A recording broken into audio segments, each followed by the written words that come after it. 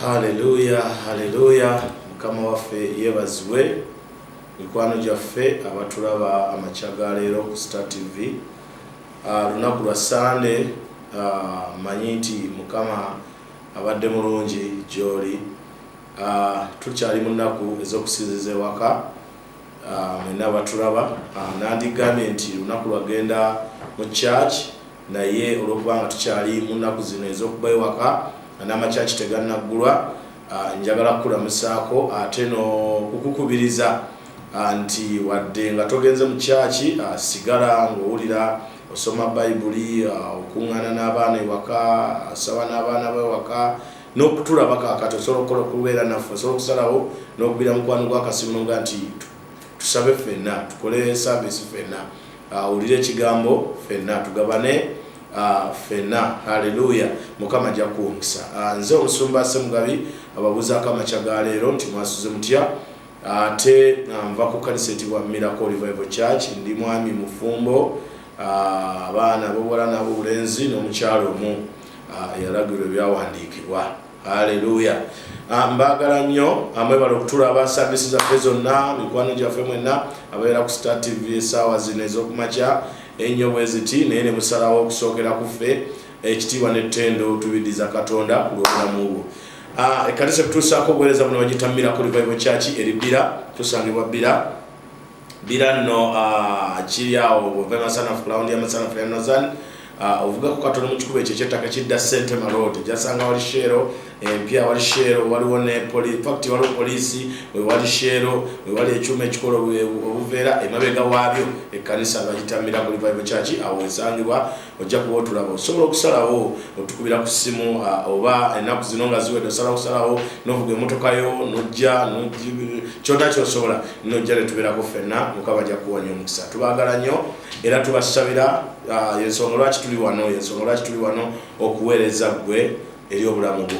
Kale nno olwaleero era ntuuse ne programu yaffe bulijjo, ennaku zino zonna mbadde njigiriza ku kigambo kye bayita obwesigwa Katonda bw'atusuubira okuba nabwo.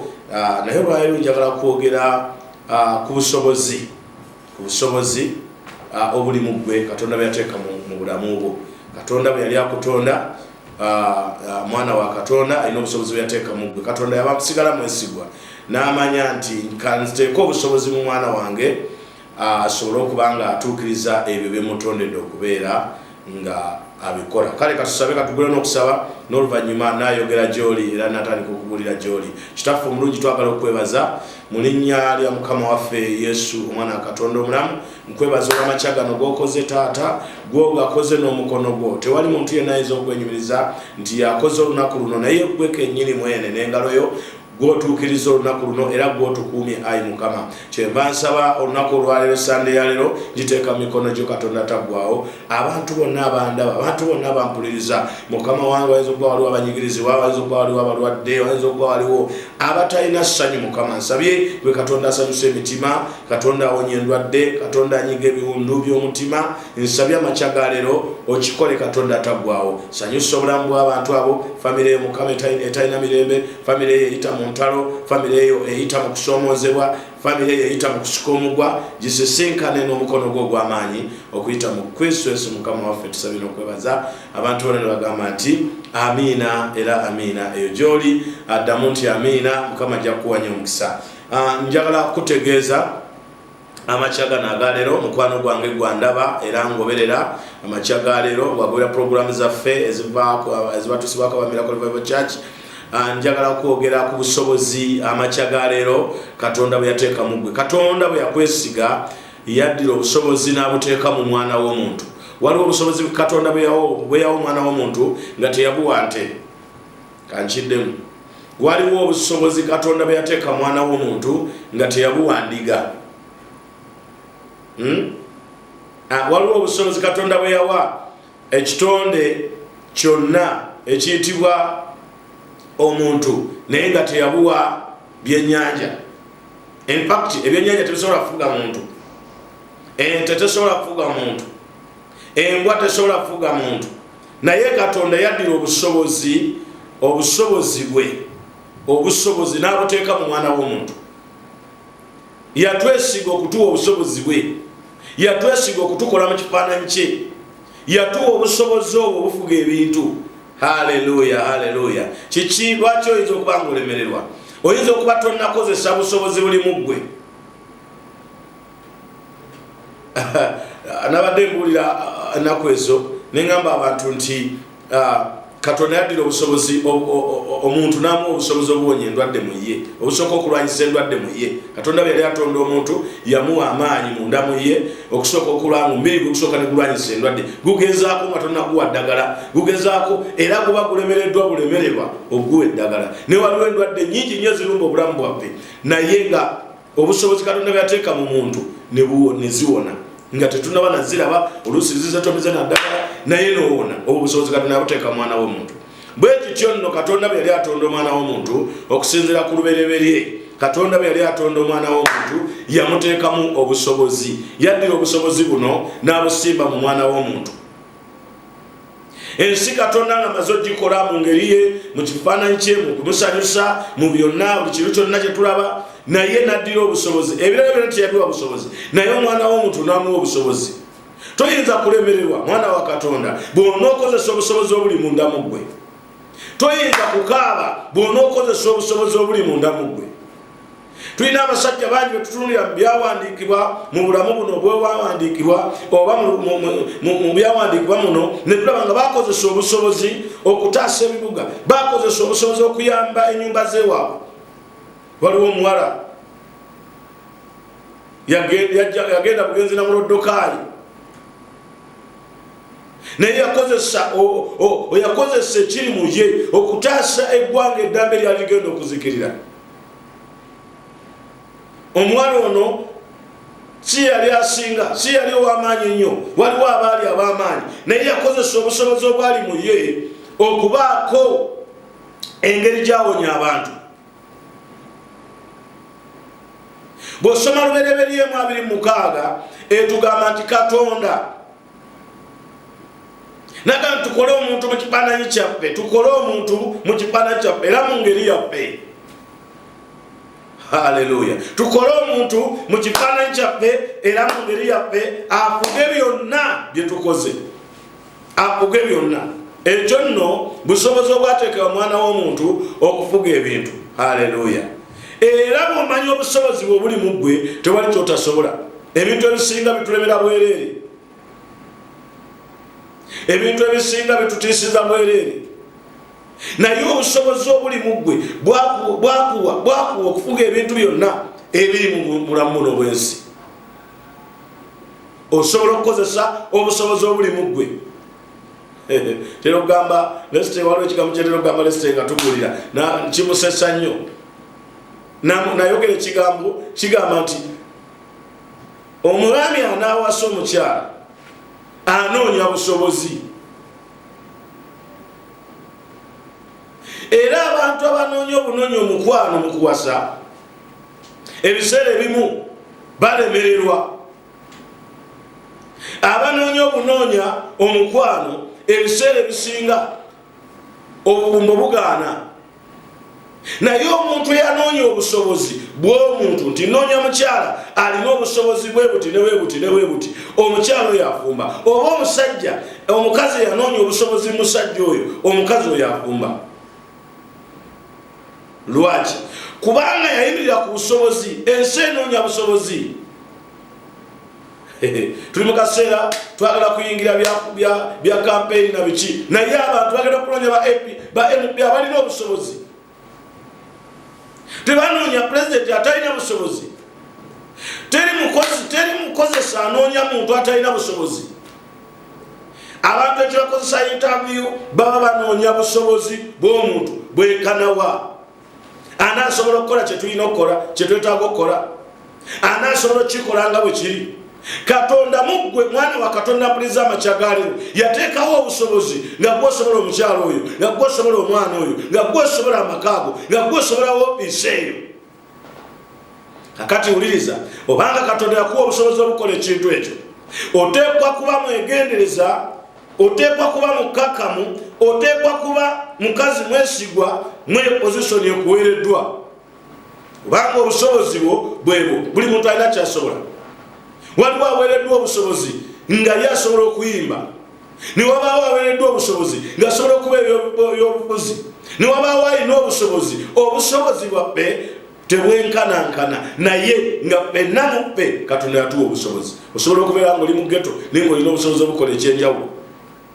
Osobola okubeera ng'oli wazaalibwa mu famire nga temuli bagagga naye ate osobola okukozesa obusobozi obuli mu ggwe n'oyimusa famire eyo.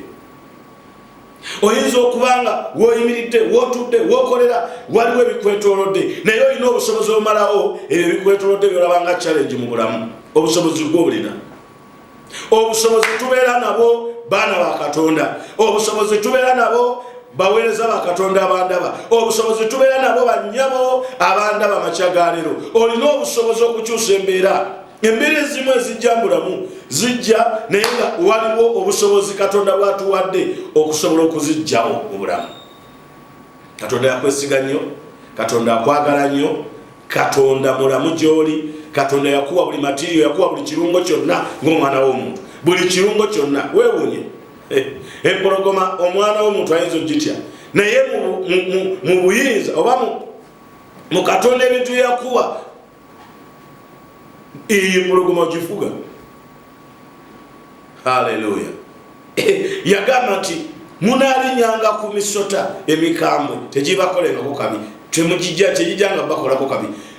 Waliwo ebintu nga Katonda yabituwa okubifuga, wadde nga biringa ebikambwe, wadde nga biringa ebizibu, wadde nga biringa ebitawaana, naye nga yabituwa okubifuga. Haleluya. Toyinza kuba n'oŋŋamba nti tolina busobozi buzaala mwana. Kaana bwe yakizuula talina obusobozi obuzaala omwana, yasobola okuzaala.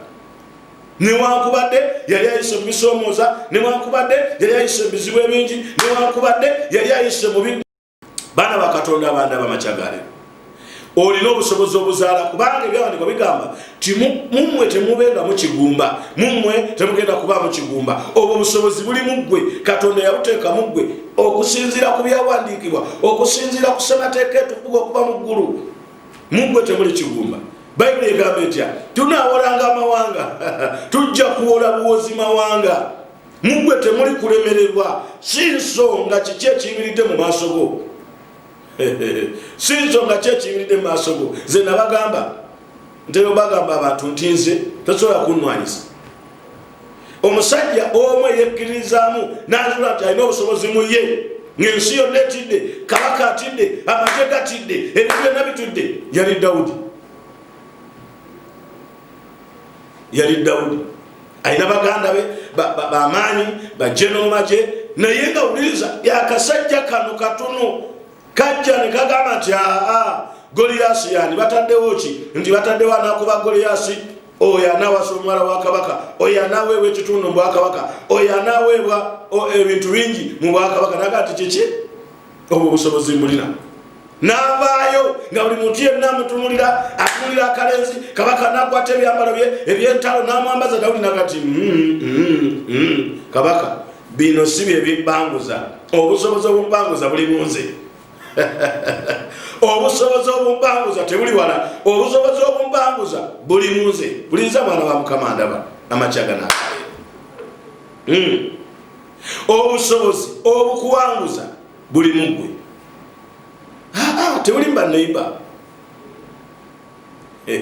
Gwalina ekyokuddamu eri community, gwalina ekyokuddamu eri eggwanga lyaffe, gwalina ekyokuddamu eri embeera egolokose eri bakozi banno. Dawudi n'agamba nti nedda agambye ati ajaliwo asoomoza nti oyo atalina mukomole, oyo asoomoza ejjeri abaana ba Katonda.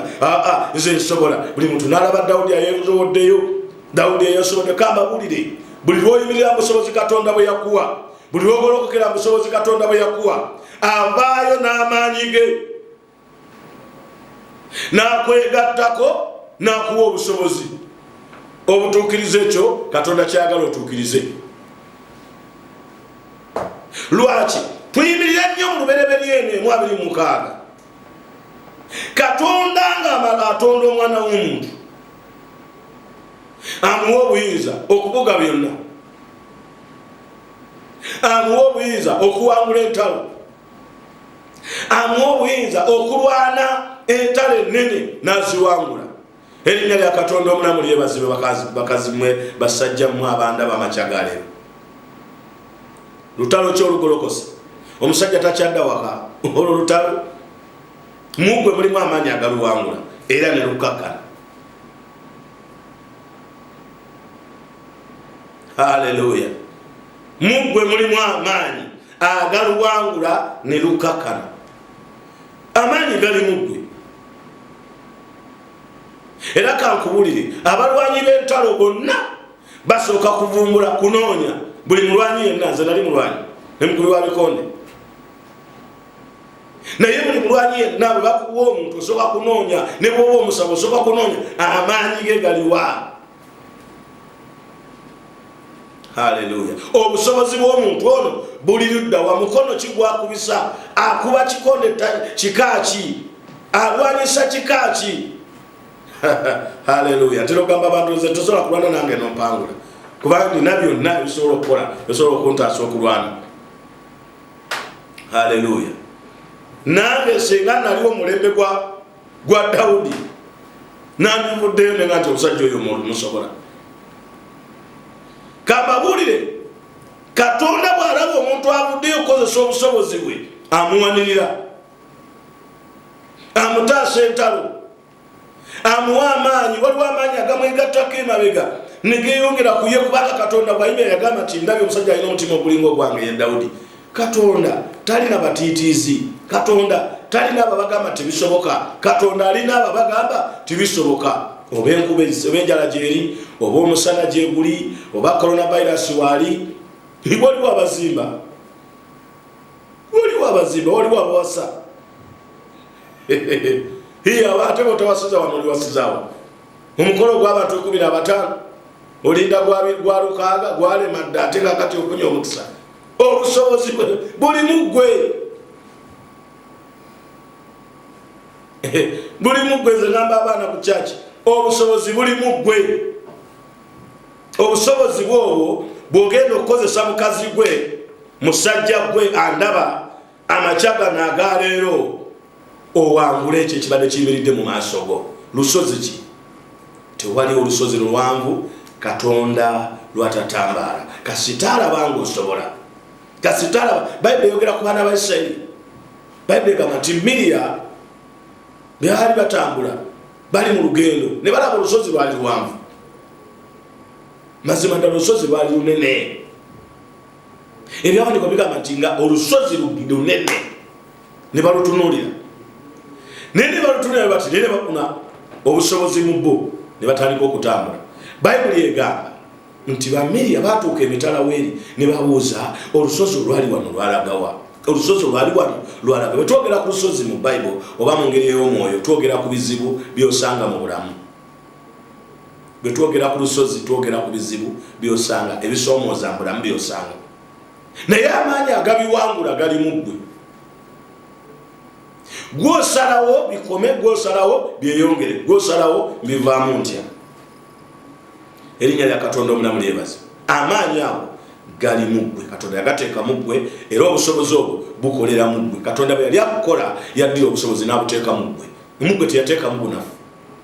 Katonda tatondangako munafu. Katonda tatondangako mutiitiizi.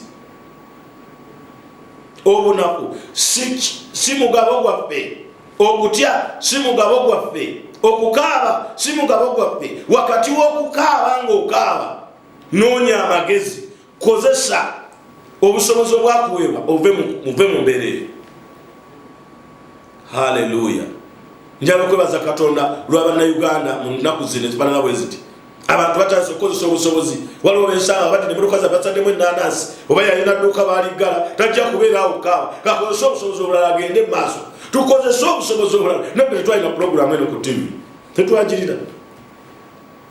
Naye olw'okuba tetulina kyakukola kanisa nsibe tunoonya obusobozi obulala okukozesa obusobozi obulala. Katonda bw'atuwadde okusigala nga tuli mulimu gw'enjiri nga tubuulira. Kubanga Katonda atuwadde eddimu eddene ery'okukola mu ggwanga lino. Si ggwanga lyokka naye n'ebweru w'amawanga. Eri ebibuga eri ebyalo.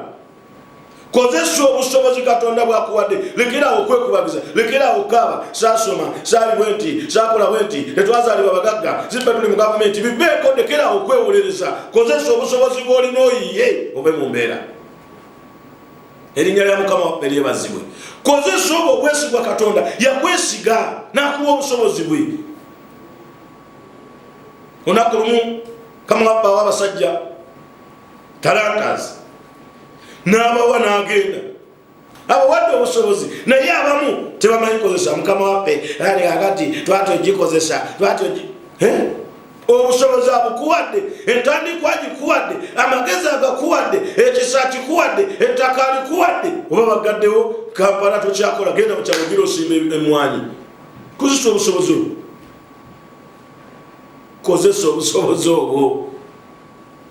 Abaganda balina olugero gamba nti enswa bwekyusa envubo nga nawo bwekyusa amaaso nga naawe okyusa envubu.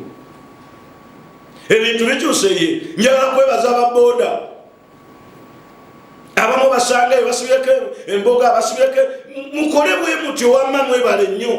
Kozesa obusobozi bw'olina kidduko kirina bikyogirina waliwo atagirina ebintu abitembeeza ku mutwe sirierabira ng'atandika obulamu. Twalina muŋonawo ku luzzi baluyita lw'abalugwala nga nkima amazzi nsombera abantu amazzi ku byalo.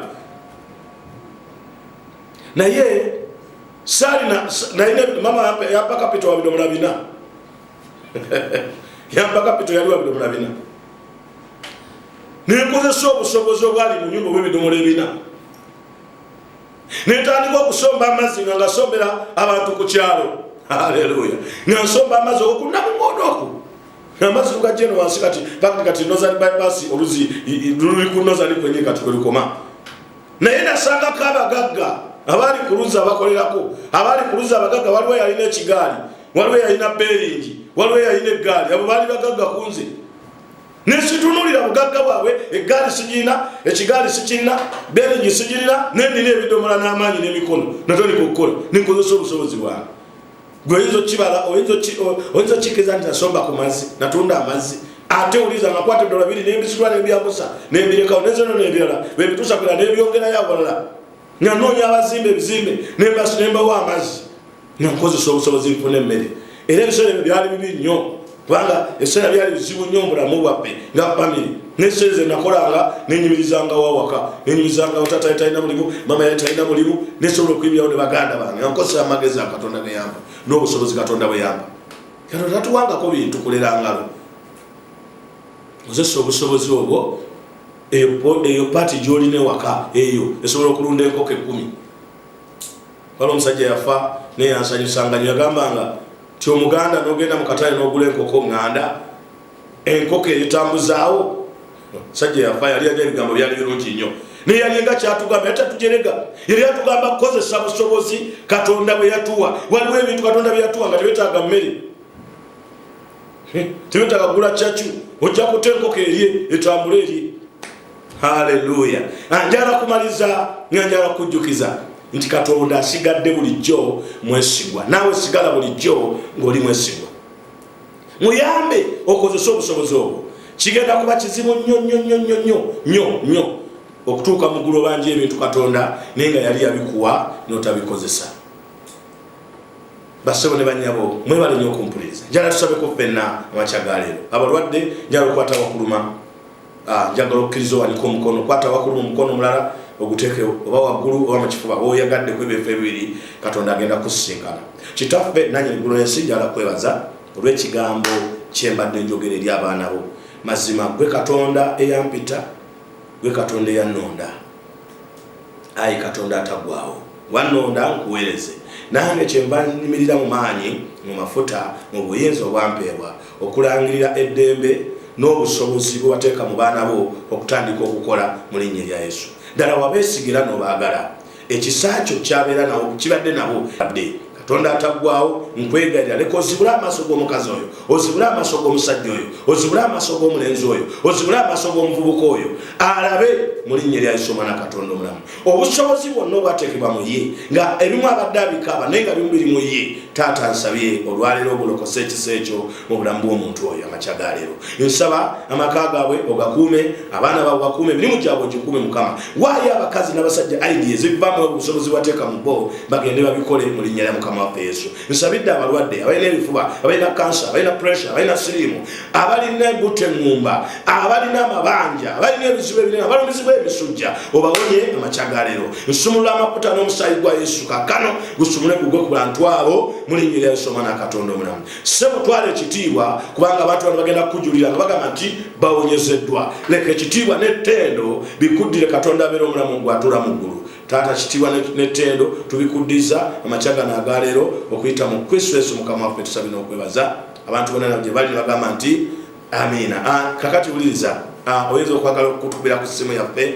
Esimu yange eri 0752 0752 9499226. Simu yagikube ojja kuyambibwa eri ku WhatsApp, ojja okumpandikira, osobola okumpereza ekyokusabira kyo ne twongera okusabalako wamu naawe mu linnya lya Yesu. Ate osobola n'okumpa obujulizi n'ogaa nti Musumba obubaka bw'obuulira bumpadde omukisa. Tuyige okwezzaamu amaanyi. Nange ekindeese wano okuzzaamu amaanyi mubeera bweti. Ekyensonga lwaki nsasula programu zenkuzeemu amaanyi. Naye bw'ompa obujulizi n'onkubira akazimu n'ogaa nti Musumba Mukama abadde mulungi. Ekigambo kye wabulira nafuna omulimu. Ekigambo kye wabulira nange nagolokoka n'enkola kino. Bange nange nfuna obujulizi n'enziramu amaanyi mu linnya lya Mukama waffe Yesu. Ekkanisa ekutuusaako bwe ne bagitambirako Revival Church tusangibwa Bira kiri ku Masana ku Sentema Road bw'ove ku lawundi ya Northern y'Amasana awo. Vugako katono oyisa kulufula ojasanga Shero ne polisi pakiti polisi bajiziza katiga ku Shero awo wenyini emabega wayo ebyo onobutuka onobuza ba polisi ne botuka nobuza ba Shero ne pande jakubo biraba ebikanisa yaffe osobola okujja tukyalirako Mukama kwenye omukisa naye naku zino tuli basiyo tusobola okukola counseling ku simu eyo gye nkuwadde eya 0752 9499226. Kale nobo yana kyagala okuwayo kati yinzo kwangu yagala kuwayo amachagala ekiwewayo kyo nawe kankusabire simu enso gisindikako ejja kuleta amanya Semugabi Jime osobola okuteekako ekiwewayo kyo Katonda nga bakuwadde omukisa. Setwazi wano kusaba sente naye osobola okubanga yagala okuwayo ngagamba nti nandiwadde omukisa obuweereza obwo ne bubeera bulungi. Katonda n'ayamba esimu erizo 0752 Mukama ajja kuwa nnyo omukisa ogitaddeko ekiweebwayo kyo. Era bw'oteekako ziteekako ensonga tebaza programu oba kimu kya 10 oba buyambiwe buti ne bwe buti Mukama ajja kuwa omukisa. Kale baagala nnyo, baagaliza Sunday nnungi, Sunday y'emirembe. Osobola otunoonyako ku kibanja byaffe Facebook page yaffe eri Miracle Revival Church Bira, osobola okugenda ku page yaffe oba ku YouTube yaffe eri Semugabi Jime oba Miracle Revival Church Bira. Mukama ajja kuwa nnyo omukisa. Obubaka buno bubeerayo era twagala okwebaza abasajja ba Katonda bonna abadde mabega wa kamera abakola omulimu omulungi amakya gano gennyini. Mukama nammwe abatuweere nnyo ddala nnyini omukisa. Baagala nnyo famire yange gitumiddeko omukyala wange n'abaana ne bamemba mwenna ba Miracle Revival Church gye muli mu mawanga gonna n'ebibuga gye muli. Mukama abapeera omukisa. Mweraba tulabaganisa ndeja.